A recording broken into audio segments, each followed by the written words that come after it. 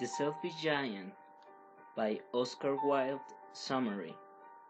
Narrated by me, Juan Camilo Osorio Pupo.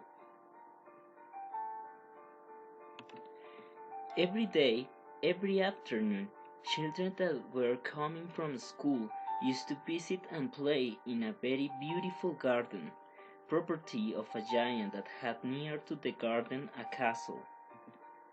The garden was really beautiful, with an incredible soft grass, flowers that looked as stars, fruits in autumn times, and magnificent birds.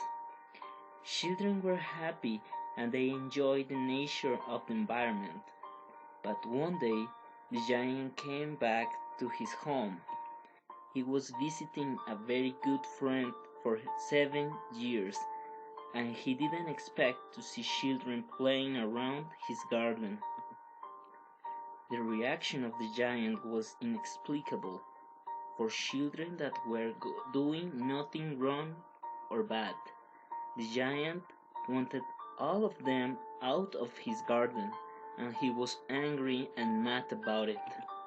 He wanted so badly them to be outside of his garden that he constructed a big wall to don't have to see anybody in his property again.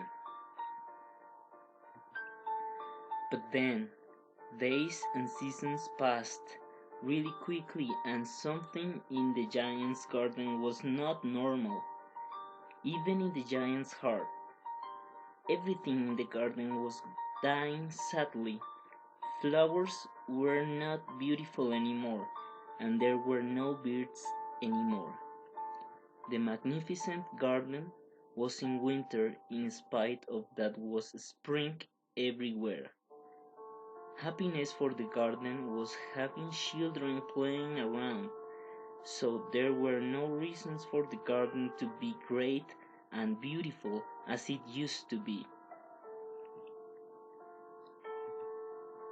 As Oscar Wilde used to say, the pure and simple truth is rarely pure and never simple. The giant recognized in some way his mistake. It was not fair to the children be exiled of the garden until one day he heard lovely music outside of the castle.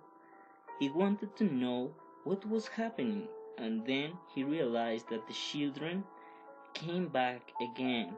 So he was happy, and he let them know that if they wanted to come back, he was not going to be mad or feel angry, and that he wanted to play with them.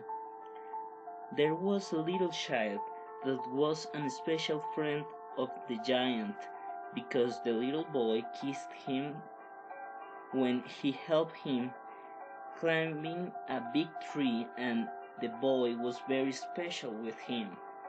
One day, the giant started to be concerned and sad because the child didn't appear again, and nobody knew something about him. Many years passed, and the giant grew old. One winter morning, the giant was looking the special tree that was the place where he knew his lost friend, and he saw the boy, so he ran to say hello.